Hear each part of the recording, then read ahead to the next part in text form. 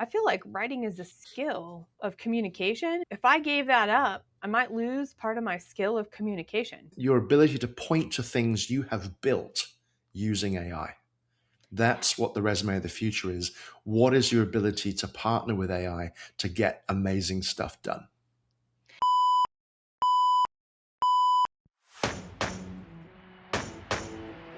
Every leader needs a trusted partner for the moments that matter. This Bold Business Podcast conversation is that partnership. Your go-to resource designed to break the inertia and refresh your perspective so you can start making moves. Here is your host, an insightful truth teller who serves as the catalyst for getting the right work done and who asks the questions that truly matter. Jess Dewell. I remember when people thought websites was a buzzword and it was going to go away. It never did. And here's the scoop. We know AI is here and stay, yet it still feels like a buzzword. So we have to embrace and change our relationship with that. It's not just about what can we do in the old paradigms to do business differently, better, cheaper. It's what can we do to add value and change our world for the better. My guest today is Steve Brown. He is a leading force in the conversation on artificial intelligence. His newest book, The AI Ultimatum, Preparing for a World of Intelligent Machines and Radical Transformation, is a guide for business leaders on using AI to amplify their organizations and increase their impact. He's a former executive at Google DeepMind. He's a former executive at Intel.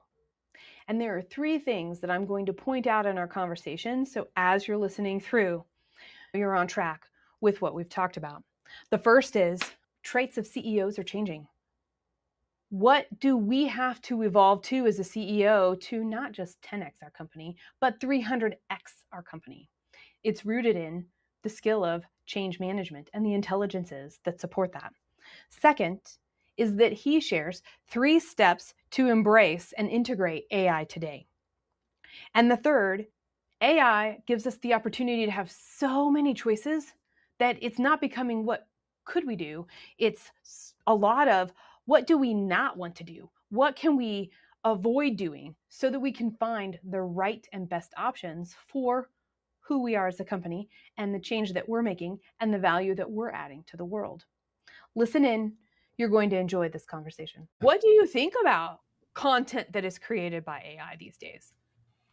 I think there's a place for it, but it should be guided by a human. And just creating content for content's sake, I'm not sure has a lot of value. People do it. I'll be transparent. My marketing guy does it on my website because now that search engine optimization is dying because of the shift over to chatbots and more AI interfaces. The way that you game the system now is not by buying keywords, it's by creating content en masse. And so you're seeing people be drawn into doing that. But is it boosting the quality of life for humans? Probably not. That said, it can be something that is valuable.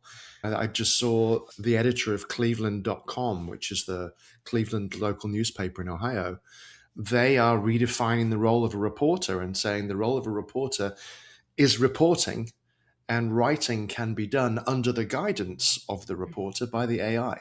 So the human can spend more time on the beat, finding stories, interviewing people, gathering information, and then the AI becomes the writing engine that frees them up to do more of that. So as long as it's guided by a human, I think it's fine, but it's when it just becomes a machine to generate content that's a problem. Okay, and I'm struggling with this a little. And it's not because I don't grasp it. It's not because I don't experience it. It's because I feel like writing is a skill of communication. And if I gave that up, I might lose part of my skill of communication. Do you see the opportunity of that being replaced or elevated with something new based off of what we're seeing AI that could be being able to be used? Or do you see that as a real problem? It depends how you do it, Jess. When I think about the future of AI agents, there are 3 types of agents. There's offload agents, elevate agents, and extend agents. And talking about those 3 different types, I think helps me answer your question. An offload agent is pretty obvious what it does. It offloads a task that you don't want to do as a human. And I think people who offload entirely the task of writing You can do that, but maybe you're missing out a little bit because there's a lot to be said for writing and thinking through an argument and communicating in a way. I mean, we give something of ourselves when we communicate well. And so I'm much more, I write a lot for my work. I'm creating content all the time. And I use AI to help me do it, but I don't replace my writing with AI. I use it to help me think through ideas and how I'm going to structure my thoughts. Sometimes I'm having trouble getting a sentence, and I'll take my poorly worded sentence and drop it in and say, hey, make this good, and copy it back, and then I'll edit it a bit more. So that's more of the elevate type of agent or AI, where you're not offloading, you are partnering. You're collaborating with an AI so that the AI is elevating our performance. It's helping us do something we could do without it. Yeah. And then the extend type is where it extends our abilities and enables us to do things we couldn't do before. And in my case, I love drawing. I'm not very good at it. And I need to create images for my presentations. And so I use AI to do that. It helps. I talk with it about the ideas I have. It helps me make those ideas better. And it renders them and makes them look beautiful. So that's an example of extending my abilities into realms that I wish I possessed, but don't.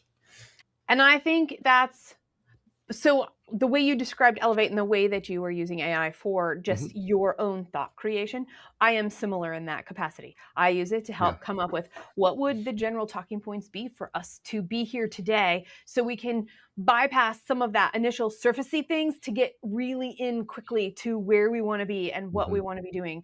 And for me to get to know you faster, being able to have something compiled about you that I'm asking for is very helpful. It's super great. I don't know if you did that to me, but I did that to you,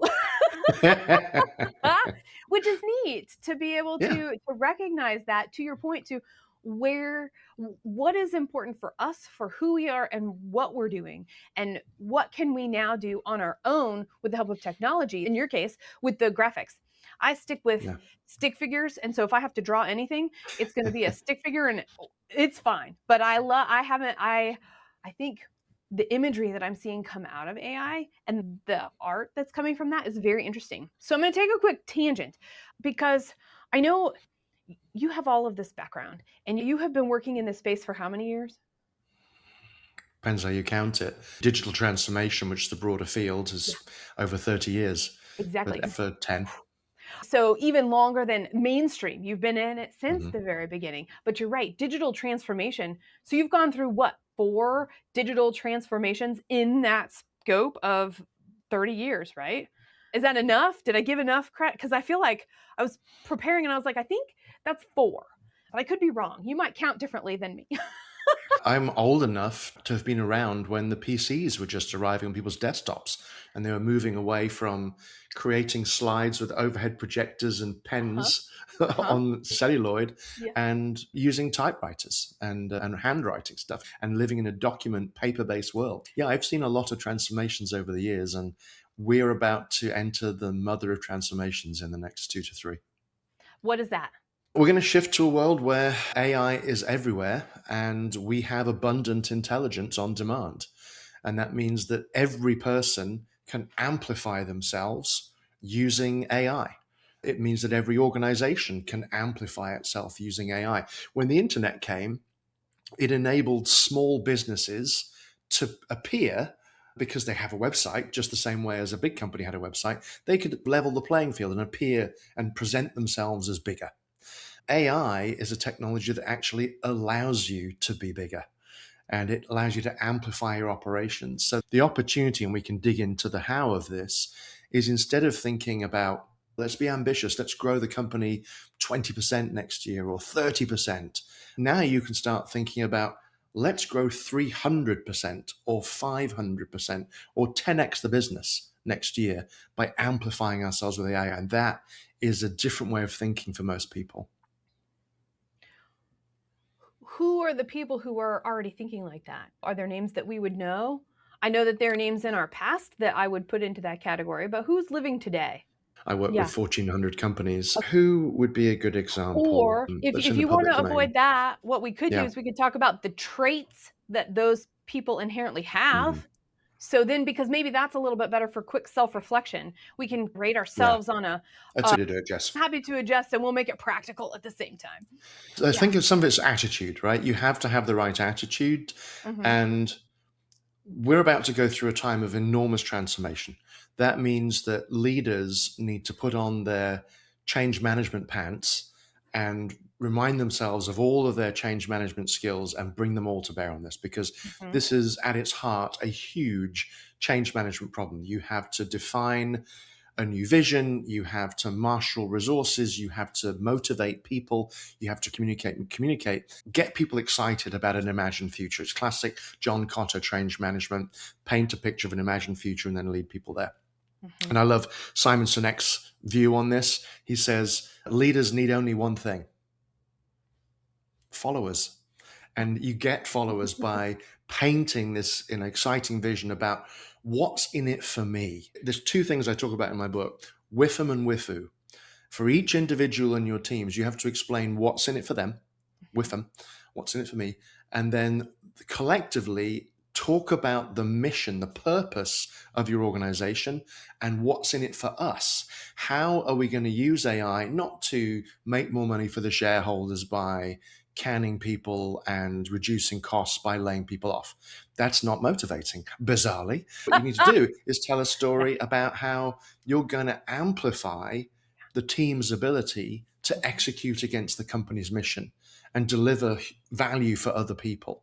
Jensen Huang, the CEO of NVIDIA, was asked, I want to say it's October 2024, he was asked, what's your plan to grow the workforce, the human workforce at NVIDIA? He said, we've got about 32,000 employees right now. And over time, I plan to grow that to about 50,000 people, supported by 100 million AI assistants across every group. So that shows you how people should be thinking about workforce planning, not how can I substitute and save money and put in AI and then not have to hire as many people. Instead of that, how do I wrap people around a core of my business, which is now built on AI, and amplify my ability to serve my customers so I can 3x or 5x or 10x my business. So it's a different mindset. And so you have to have change management skills up the wazoo. You have to have a strong vision. You have to have courage to be able to execute against that vision. You've got to have some management chops to be able to lead through that and be an exquisite communicator and inspire other people. But I think it also requires a level of humility. Leaders have got to the positions that they're in largely because they've been around the block a few times, right? They know where the skeletons are. They know where the bodies are buried. They know how to get things done because they've done these things a few times. I've been through, as you said, multiple waves of digital transformation before. But this is different. And in many ways, we're all making this up as we go along because It's my AI favorite is part. a different beast. And I'll Yeah. tell you what, when you say that, I think that's the most exciting thing. And I think that's probably one of the things that holds everybody back. So when I hear you talk about change management and humility and some courage, and there were a couple of others in there, I guess each one of those people could rate on a scale of 1 to 5. Are you 1 star, 5 stars, either like a hotel or your favorite restaurant? Yeah. Every single person listening and watching us has the ability to be a 5 out of 5 in all of those. They just have to decide that's what they want to do and surround themselves with people who are similar in thinking enough that we can get that picture painted. And one person could carry it in a smaller organization or a mid-market size company. The more we have, the easier it becomes. And the way I've summarized it for some people to help, because this is an identity issue, right? The identity of leaders has been that they are sages, right? That because they know a lot of stuff, they got to their position because they have deep experience and they have a lot of knowledge. And that's why people come to them, hey, boss, what do I need? And they get guidance. And we're used to being in this position of being a sage. I think in this new era, we have to admit we don't have all the answers because we're making this stuff up as we go. And so you have to shift your identity from a sage to more of a philosopher explorer, being thoughtful and being willing to say, you know what, I'm going to lead the way. You're going to follow me. I've got my compass out and we're going to figure this out together. Together. And that's a very different way of showing up for your teams, but it's the only honest way to show up in this time. Do you know that work is the exact work I've been doing with small mid-sized companies and large small companies for the last 20 years, because that's how we survive in the smaller markets. Is we are philosophical. We do have to have that change. What I love is that some of those strengths, and so everybody who's listening, go back to the traits that he shared and listen to what Steve was saying and rate yourself, because this is your opportunity to decide who do you want to be in the role that you're in right now for your organization 6 months from now, 12 months from now, 24 months from now even. And I think we have the opportunity to embrace making ourselves obsolete enough that we get to change and grow too, because now not only are we leading by example, but we're also demonstrating, we're change managing ourselves, we're change managing our teams, we're change managing what we want to do, and we still are delivering the product or service that we want to. What is your take on that? It starts with you, Yeah. right? How are you going to show up for your colleagues, whether that is people that you manage, people that you work alongside, people who you work for? How are you going to support them all? Because this is a time of extraordinary change, and organizations need to be adaptable. And one of the ways that you can be adaptable as an organization is to lean on your coworkers, and you have to support each other through a time of dramatic change. It's not something that everybody knows how to do. You have to be willing to step forward and say, okay, I'm up for this task. I'm going to do what I can to help us make this transition in a way that is good for our customers, good for our employees, and good for our shareholders. And you want to try and hit all three of those. It's the CEO model, right? Customers, employees, and owners. You need to be able to show up in a way that helps make sure that all three of those are going to be happy bunnies at the end of this process. Not that there is an end, because this is going to be an ongoing process over time.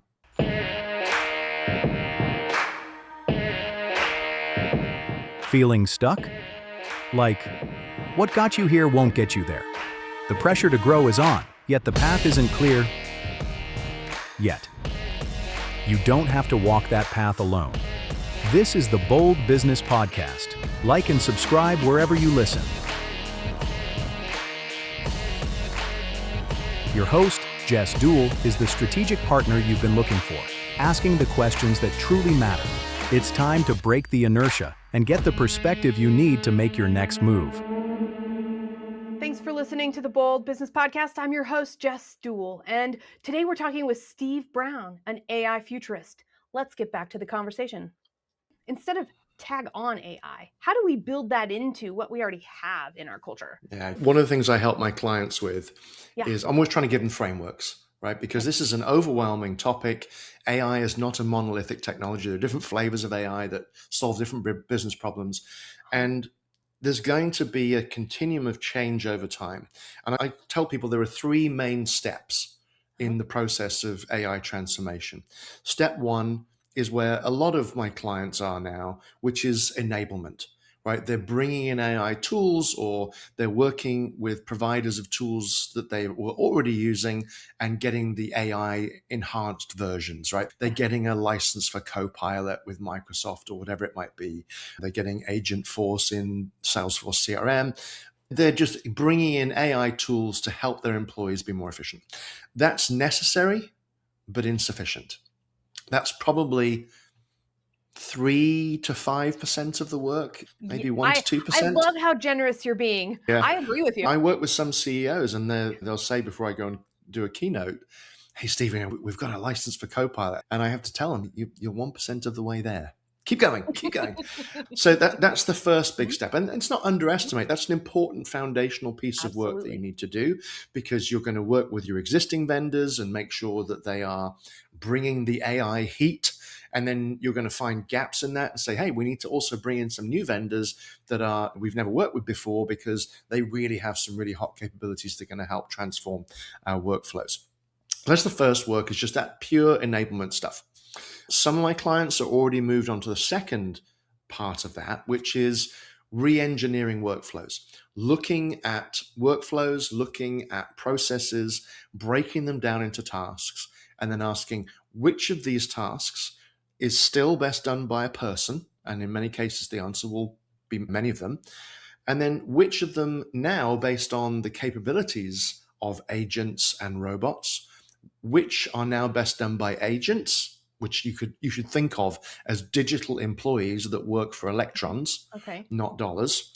And you can then get more granular and say, is this an offload task? And if Mhm. there's a physical aspect to your work, then there may be some of those tasks that are now best done by a robot. And if you haven't seen what robots can do lately, you will Uh-huh. be shocked. So that's the next chunk of work, is to go through those business processes, document them all out, and then decide, how do I re-engineer that workflow based on the capability of agents today and in the next 6 months. Mhm. And agents are far more capable this month than they were last month, and they're more capable than they were the month before. And the big breakthrough with agents, if you haven't looked at agents and AI and its capabilities for a few months, the breakthroughs are huge. And in large part, it's because you can now connect them together to things. So there's a new standard. It's called MCP. It doesn't matter what it stands for. It's Model Context Protocol. But you've already forgotten what I said because it's so boring. It's very boring. But think of it as the USB Okay. of agents and AIs. So it allows you to plug things together. So it allows you to plug your agent, which again, think of as a digital employee, to tools. So it can do an internet search, it can run a tax calculation, it can check the weather, it can use these tools to get stuff done. And you can also use MCP to connect to your legacy data systems. So you connect it to your CRM, to your messaging system, to your ERP system. So it can actually do useful work for you. The reason they're called agents is because they have agency. They can act in the world, and they act using this connection MCP. So that's a big deal that's really starting to get implemented just in the last few months. So if you haven't looked at agents for a while, now's the time.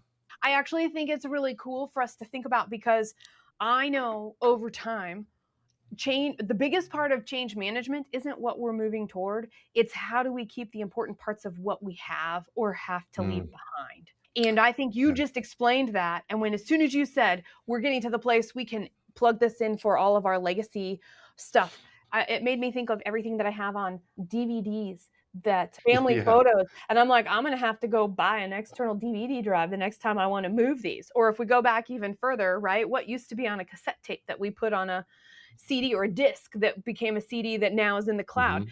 So those are actual, we don't, I shouldn't say, there's a certain size of company where that starts to become the reason we don't get to move fast. Yeah. And Thank if you you can for bridge saying that. that legacy world, then it allows you to keep moving forward and Yeah. bring all of the value that you've built over perhaps decades and bring it Yes. forward with you. And that, I think, is one of the most exciting things. And I think that also, from the conversations I'm having with larger companies, is we've never actually had to do this before. We either got to go or no go, because if we can't take our stuff with us, we just really have to figure out around it.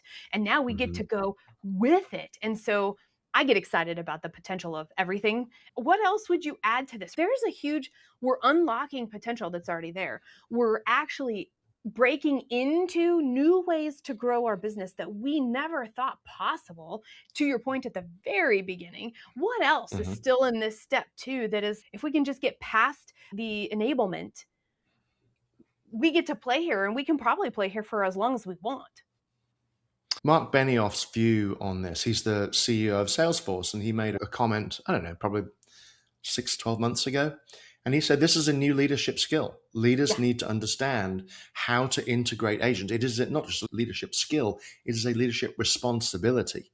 Mm. This is another thing that's on our shoulders as leaders, is you have to understand how to do this, or at least figure out, because what you're doing is you're amplifying your team's ability to execute. So you Mm-hmm. can serve customers better, you can have happier workers because you're offloading the tasks that are stressful and boring and repetitive, and freeing them up to do the work that they really enjoy, where they can start to develop new business for you and grow things in new ways. And that's great for everybody involved, because it's great for the shareholders because you're hopefully building new businesses. It's great for employees because they're doing work that they actually enjoy and feel rewarded by. So at the end of the day, they're not beaten down by having to do a bunch of repetitive tasks. That's now handled by agents. Yeah. What it means is every employee, no matter how junior, is now a manager of machines. And that's a different way of thinking about things. It means the opportunity here is to shift from us all doing the work Mhm. to designing the work and then overseeing the work. So the work is largely done by agents and robots with human oversight. And then that frees up the human to be more creative and think, okay, how could I redesign this work now so that I could do more, or I could expand into a new business, or I could go compete in 5 different new ways. That's what it unlocks. I have so many places I want to go, but I don't want to take a tangent too far. I'm thinking about all of the young people that are coming up through college right now, and Yeah. they are in programs that they now have to make this leap in maybe 1 year to 7 years, depending on where they're at in high school or college or Mhm. their post education in whatever capacity, provided they choose that path. How do you jump to that ability to design? Because promotion has always come, there's been some development and some other things. And now Right. we need to empower people and give them the opportunity to practice and learn this well before. So, do you think the people who would already have been on that path are actually already on that path wherever they're at in high school or college or graduate, or is it something different? Maybe. So 2 comments here, Jess, because Okay. you bring up a really important point. The first thing is we are seeing some businesses reduce the hiring of junior employees, and it's showing up in the data because they think we'll just have AI do that. Very short-sighted because you're killing off your pipeline of talent. The other thing that's short-sighted about that is if you use an AI that you pair with a person to elevate their performance, what you can do is pair a junior employee with an agent, have them collaborate together, and together they will perform at the level of a more experienced employee. So if you hire more junior people and then use AI to amplify them, you're actually doing yourself a favor.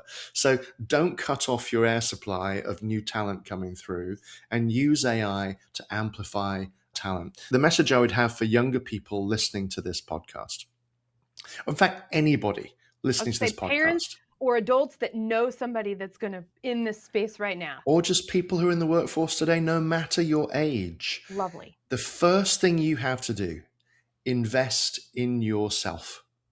It's like they turn on the airplane. Put on your oxygen mask first so you can help others. You invest in yourself. How do you do that? By building your AI acumen. That means not just learning about AI and the different flavors and the kind of problems they can solve to help fuel your imagination and help you understand what the possibilities are, but actually trying this stuff out. You get on to Suno and go make music. Go on to ChatGPT and don't just ask it questions. Go and make images. Use it to create content. Try Lovable to go and write apps. But learn how to use this stuff, because my view is the resumes of the future are not a list of all your experience.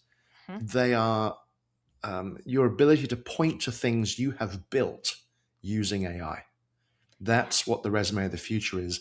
What is your ability to partner with AI to get amazing stuff done? Thank you for addressing the whole scope from the young people, because I know there are several people, kids who I've talked to, and young people. They're not kids anymore; they're Hmm. young adults that are worried about this. And then you're right. There's a Yeah. whole segment of the workforce that is also worried about this. And I appreciate that reframe from a perspective of, not only is it at our fingertips, not only is it accessible and we don't have to pay anything or very much to actually play and Hmm. try this out.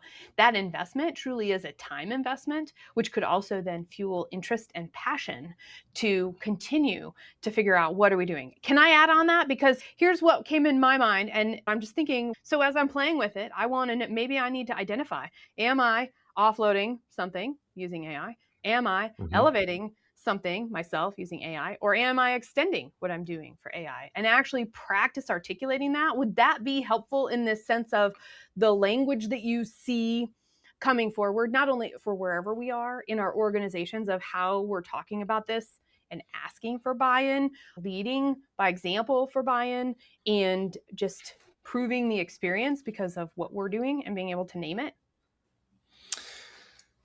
Yeah, I think understanding those three different flavors is really important.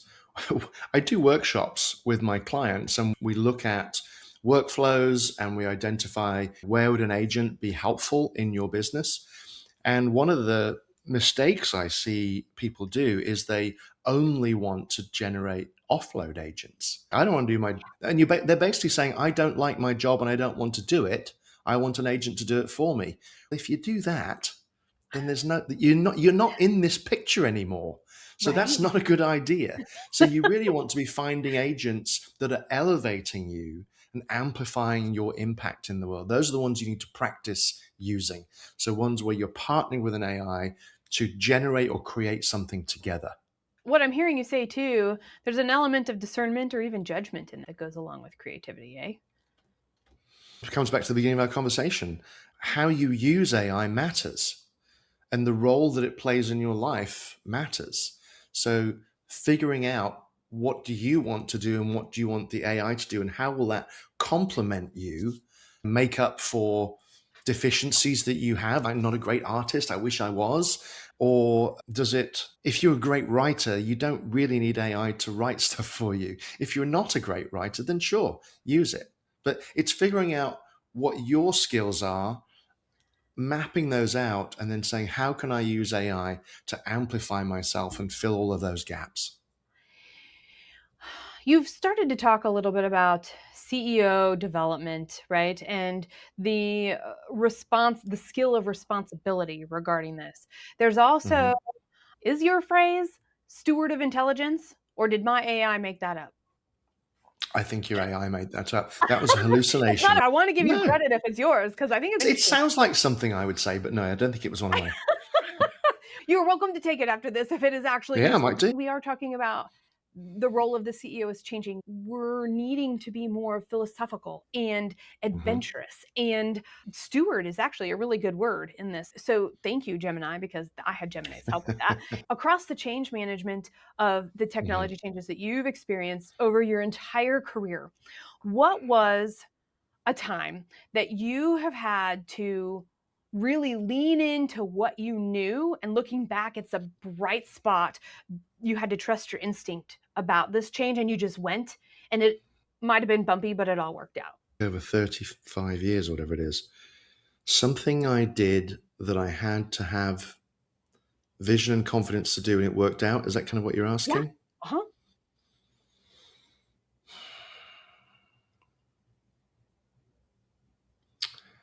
I mean, the things that come to mind are career changes where I took a leap of faith and just jumped. And sometimes I had to be coaxed. It wasn't like I had a burning building behind me, but I had to have someone tell me, "No, I know you're trained as an engineer, but you could be successful in marketing. Come on, the water's warm in here. Jump. There's more free cake and parties." And I jumped, and turned out I was very good at it. So it's those moments I think where you're a little hesitant because you're steeped in and living in the current world, Mhm. and the old world, while it seems shiny and exciting, is also foreign and new. And it takes a little bit of courage to let go and have a go. And it's, we often think of this as a one-way ticket. And the opposite's true. If I had gone to marketing and it hadn't worked out, I'm sure I could have got a job back in engineering again. What's the worst case scenario? You go back, right? Is Right. that it? Yeah. And how bad is that? Is it really that bad? There's less cake in engineering, but that's the only downside I could find. But you could change that, Steve. That's true. That's true. Everything is subject to evolution when we've been someplace else and we bring it back to what we know. If your week feels like you're being pulled from one demand to the next, this is for you. The daily grind is the #1 killer of business instinct, pulling you and your team away from your vision. Reclaim your strategic edge with the present retreat. This free guide from Red Direction is a simple, powerful framework to carve out the space you need, to filter out the noise, make the right decisions, and lead with clarity. Visit presentretreat.com. I know you want to hear more from Steve Brown, the AI futurist that I am talking to today on the Bold Business Podcast. Let's get back to that conversation. Were there times along the ways, and maybe it was still in career change, or maybe it was in one of the projects that you have been involved in, where there was actually a collective blind spot because everybody bought into the vision so much, there were a few extra, the bumpers or the guardrails actually became too rigid along the way? And was there a time for the reinvention or pausing to adjust versus large pivots? I watched colossal errors at Intel during the time I was there because of collective hallucinations. Andy Grove, one of the, I think, employee number 4 at the company and a legendary CEO on the cover of Time magazine, one of the pieces of damage he unwittingly did to Intel is he coined the phrase, "the PC is it." And when mobile came along, Intel's attitude was, the PC is it. Collective blind spot. They didn't realize this was a new paradigm. And they lost out on billions, hundreds of billions of dollars worth of business because they were too late to market and they had believed this collective hallucination that the PC was it and would be forever. And of course, that's not true. Wow. I've had a few of those in the experiences in the companies that I've worked in too. And they haven't been as big as that, but maybe everybody listening and watching can actually relate to that in their own. And can we find that and go, hey, we've been there. And both of them, right? The first one too. Hey, here's the bright spot and here's the pitfall and we've done it all before. So let's go again. When you've been to the Super Bowl 25 times and won every year, you feel like we're just going to show up and play the same game we've always played because we'll win again. No, because the game has changed fundamentally. So yeah, that's the danger, is if you are successful year after year, you can build calluses and a blind spot that says you don't recognize when the game has actually changed on you. And by then it's too late. And today it's really too late. There are some things that a company, that phrase, code yourself into a corner. Yeah, but sure. Oh, really? Okay. So I grew up in my professional career. I grew up around independent software developers and small software development teams. And what I found was that people get this flavor of the way they show up to whatever they were making.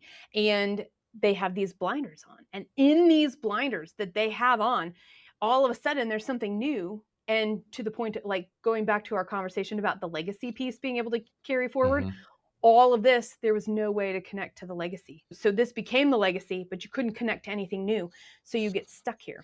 And what happens in small companies is we don't have enough, and I count myself in this, we don't have enough resources to have a development team on site to work with these as we go. So every time we need a change, the developer we had was gone, or the team that we had changed. And the new person that comes in is, oh, this is all crap. Now what do? We have to start over. And I don't have to worry about that anymore. I've got something that automatically is open-ended. It can take whatever I've got. It can help me make something new. And I've never been a coder. The closest I got, Steve, I don't know if you actually did any computer programming, but I made a 2D dog that wagged its tail and said woof. Strong work, Jess. Strong work. That was a long time ago. And I was like, thanks, I'm done. I'm done with that. As far as absolutely. We're not limited by the way we think today, because anytime we have a new idea, it's easier than ever to adapt that into this new way. Yeah, and the new programming language is human. You just express what you want. And all of the software companies are now figuring this out. They're checking in more software that's written by AIs than they are that's written by humans. And soon that will all be AIs. And in some companies, that's already the case. Ambiguity is a big part of this. And we were talking about the traits needed for leadership today. We were talking about the skills that are still going to be necessary for a CEO and the three groups that they're always talking to, and finding that balance and that integration of keeping everybody as on board and understanding as possible with everything going on. But what about the ambiguity in general? This future potential is truly unimaginable. Like, we don't have a playbook for this, and we've been alluding to that. So what can stay the same, and what must we have flexibility around as we're thinking forward? We certainly live in an ambiguous world. One of the things I advise clients is AI opens up a much broader landscape of possibility than you're used to. You have a lot more choices, a lot more options, and you're now in a position where it's more focused on what you have to decide what not to do than what you're going to do, because there's so much opportunity. And one of the ways you do that, my company's name, it's Possibility and Purpose LLC. And I named it that because the challenge now, and I named it 12 years ago, the challenge now is to look at this landscape of possibility. And then the way you figure out what you're going to do and all the things you're not going to do is you look at the intersection of your company's purpose, your humanistic purpose, and this landscape of possibility. And that's how you identify what you're going to do and help to shape that ambiguity, give you that direction.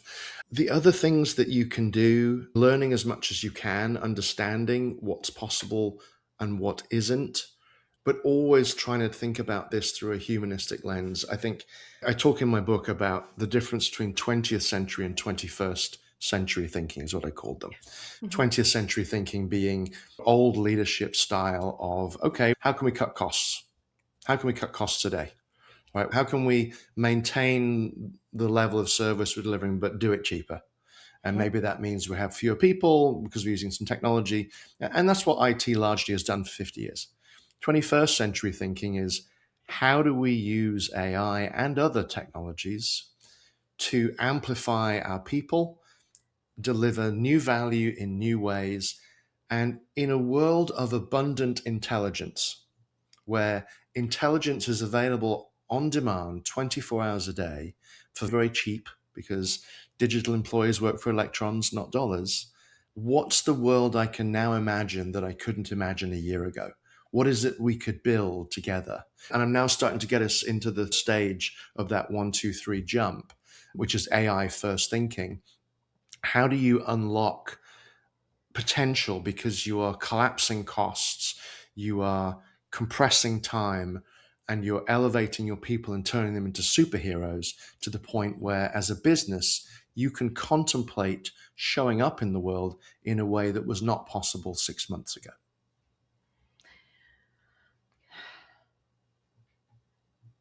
What about, let's say we're offloading stuff, we're amplifying stuff, we're extending stuff in the way that we work.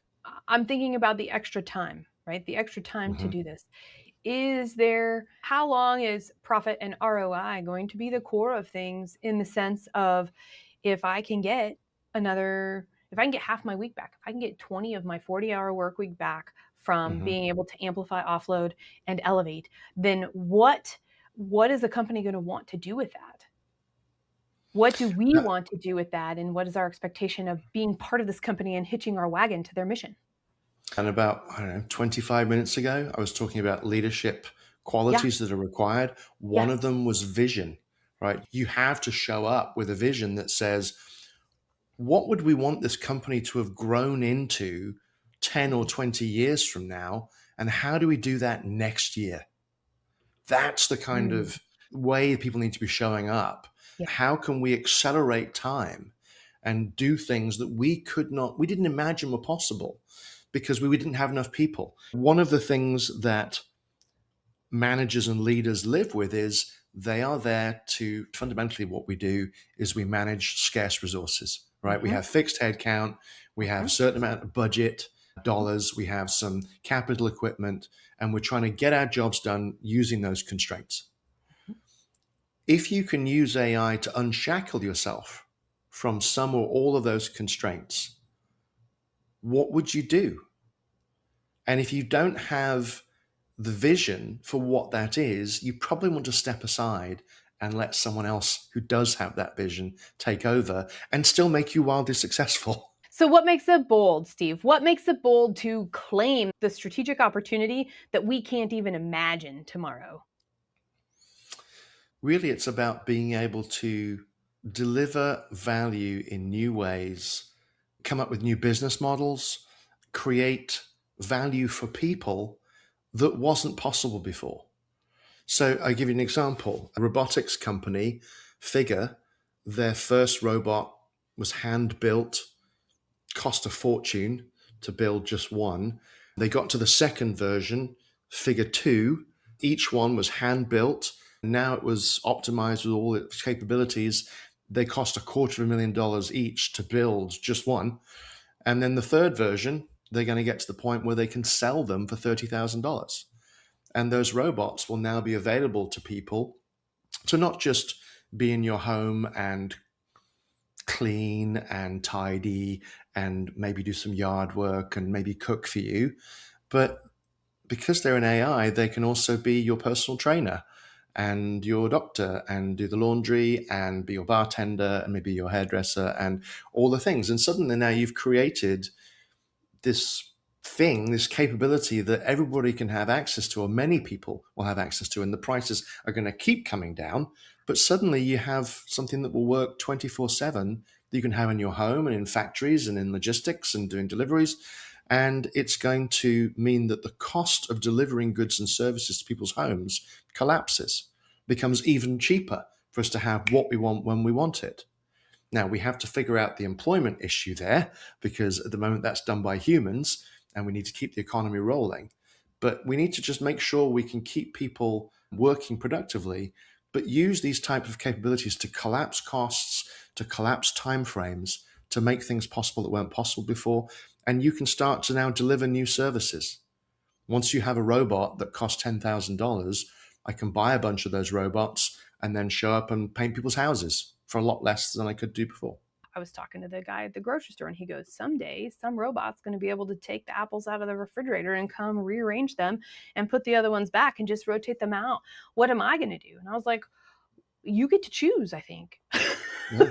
And you basically said that today, and I had never thought about it before. So I was like, start thinking about it now, because somebody may ask you. And now you can be that next person. I appreciate conversations like this because I see so much more good coming out of them than any sort of bad in the long run. Yeah, I have 3 questions in my book that I not quite closed with, but it's in that final chapter about what do you do? And the questions I suggest people ask themselves now is, who am I? What makes me happy? And what's important to me? What's worthwhile?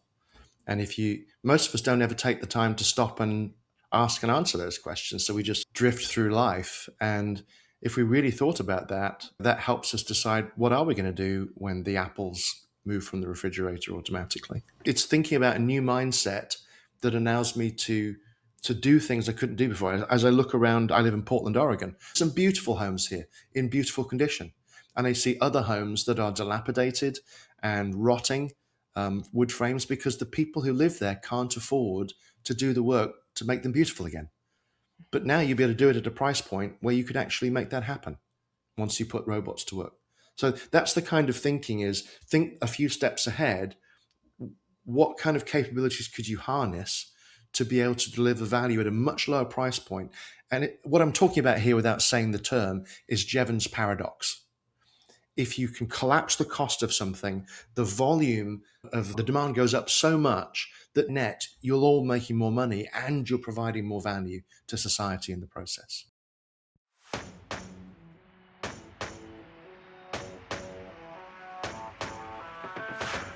And that brings us to the close of another powerful and fresh perspective on the Bold Business Podcast. In today's volatile landscape, growth is a double-edged sword. To truly thrive, you must engage with your strategy, not just react to the day-to-day. Without absolute alignment, your company faces a stark choice: outmaneuver or be outmaneuvered, grow or get left behind. Thank you for listening, and a special thanks to the Scott Treatment for technical production.